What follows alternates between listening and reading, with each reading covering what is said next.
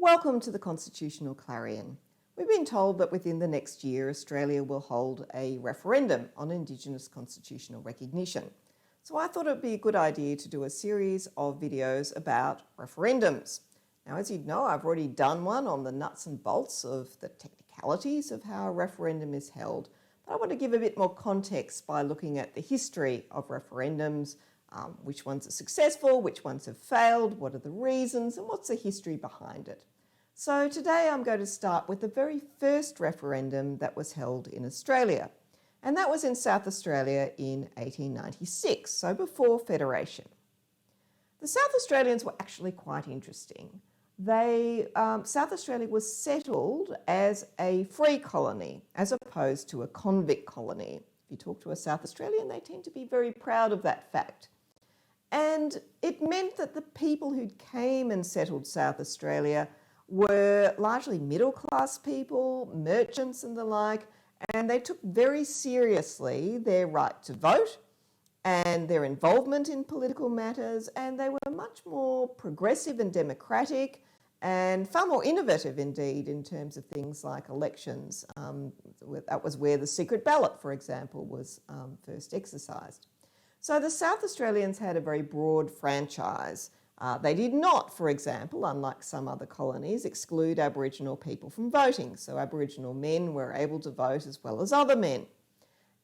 More importantly, however, they were the first colony in Australia, and in fact, arguably the first in the world in which women were given the right to vote and also stand for Parliament. That right to vote, which occurred in 1895, was first able to be exercised at the general election in 1896, which happened to be the occasion upon which the first referendum was held in Australia. And that referendum was on issues concerning the relationship between religion and education. Now, interestingly, the people who had lobbied for and argued for the use of referendum included the religious organisations that thought that this referendum would be completely successful. They took the view, and it's an internal bias that we all have, and their view was that the vast majority, the silent Australians, would take the same view as them about the importance of religion in governmental schools and also supporting religious schools. And they thought, aha, if women get the right to vote and they are able to vote in this referendum, women will be much more pious, they're more likely to support religion, strong views about education of children, and also, somewhat patronisingly, they thought that women were more likely to vote as instructed by their priest in church. And so they thought that this was a marvellous thing. It would convince governments to therefore legislate to support religious schools and the teaching of religion in governmental schools. So that was the impetus behind it. But what about the referendum itself? The referendum itself was still quite controversial. It didn't have any kind of British pedigree. It wasn't used in the United Kingdom or Canada or places like that. It was from this odd place called Switzerland, and it was really associated more with republics and also federations. So some parts of the United States at the state level used the referendum as well. And although Australia was looking at becoming a federation, the republic idea was still a bit beyond the pale. So it was still seen as a bit controversial, well, a lot controversial, let's say. And it was a bit of an experiment because it was the first time anyone had actually consulted the people on a political issue outside of doing so in a general election. The other thing to note here is that although I'm calling it a referendum, and that's what they called it at the time, these days we would make a distinction in Australia and we would say, well, actually this wasn't a referendum because it wasn't changing the constitution and it wasn't of itself making the change to a law. Instead, it was an indication to the government about what the views of the people were. So it was deciding a policy issue and the decision made in the referendum, or the vote itself, which these days we'd call a plebiscite, that decision would not of itself change the law. Parliament would still have to enact a law giving effect to it. So it'd be a bit more like the same-sex marriage postal survey that was held a few years ago. In any event, at the time it was regarded as a referendum and as an experiment, because there'd been a lot of talk about using the referendum both for the approval of a new constitution for a federation of Australia and as a means for changing that constitution once it had been enacted. So these sorts of things were being discussed, and a number of other colonies had also discussed the use of a referendum, maybe for things like resolving disputes between the two houses of Parliament. So that had been discussed quite a bit as well. And the South Australians decided that they would be the first to give it a go. They were a bit wary about it though. They weren't even game to legislate to give effect to it. They just said, no, we'll just hold this vote as part of our executive power and see what happens. So we get to the point where they decide, all right, we're going to have this referendum, but the first thing that you have to do is say, well, what's the question? What are you asking people? And that was quite controversial. So they decided in the end to ask them 3 different things, so vote on 3 different questions. And it wasn't very well drafted. So the first question was whether voters favoured the continuance of the existing system of education in South Australia. Now, that is obviously far too wide, because if there was any aspect of the existing system of education in South Australia that you didn't like, then of course you would vote no, wouldn't you? Well, what was the system of education? Well, at least in relation to religion, it was this.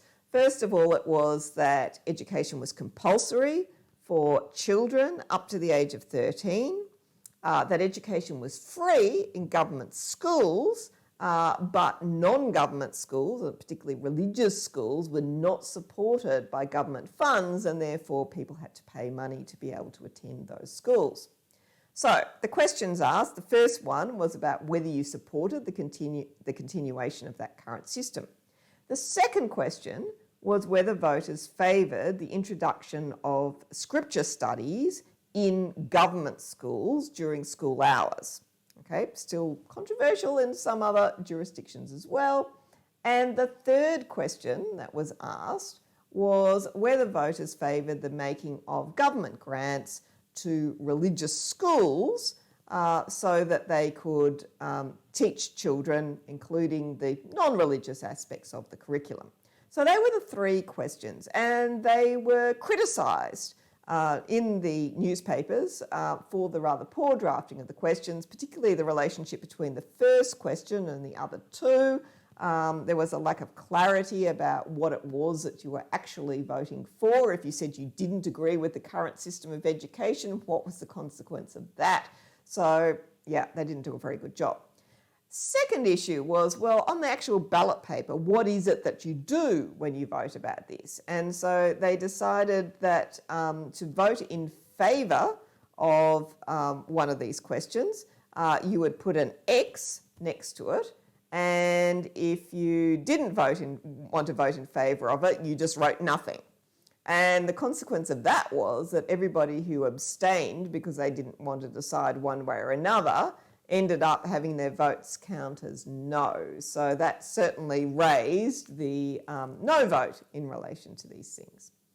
Now, the role of women in this was quite interesting, because being the very first occasion in which women could vote, they were very active. Women were out there, they were on bicycles heading down streets, they were door knocking, they were supporting particular candidates in the election, and they were taking positions on issues in relation to the referendum, religion in schools, etc.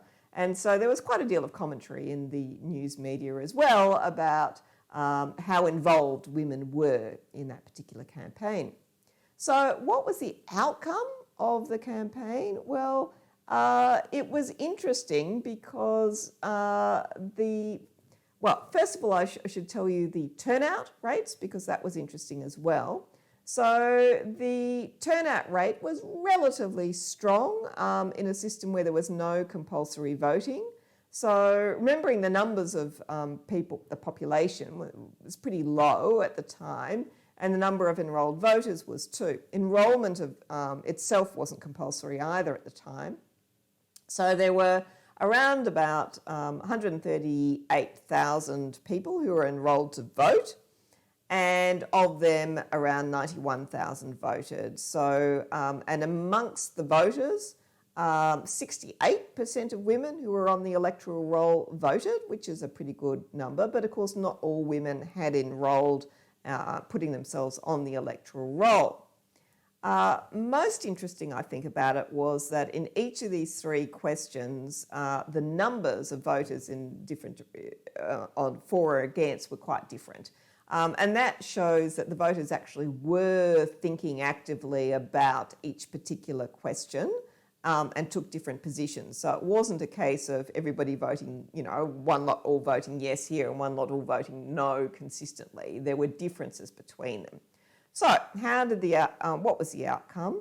Well, on the question of the continuance of the current system of education in South Australia, most were in favour, about 52,000 to about 18,000.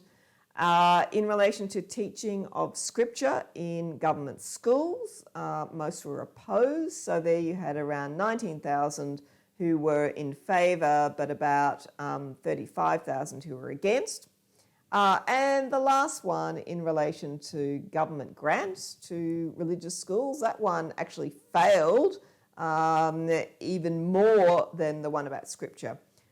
So about 13,000 in favour of government grants to religious schools with about 42,000 against. So that's a considerable difference.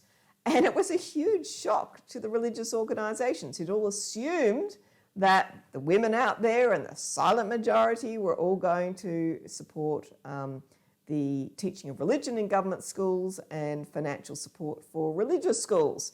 They had done all their opinion polling, and as far as they were concerned, they had a massive majority of people supporting them, and they were quite surprised when it came to the ballot box, took a different view, which suggests that opinion polling, not always accurate. So that was a hard lesson that was learned on that particular occasion. So that was the first referendum held in South Australia. I think the experience of it encouraged people more to consider the views of voters in relation to matters that are important, and particularly encouraged them to use the referendum as a means of determining the amendment of the Commonwealth Constitution when it was finally enacted. So the next referendums that happened after the South Australian one were in 1898 and 1899, and they were the referendums to actually approve the enactment of the Constitution. And on those, I will give you another video. Thank you very much for watching, and I'll see you next time.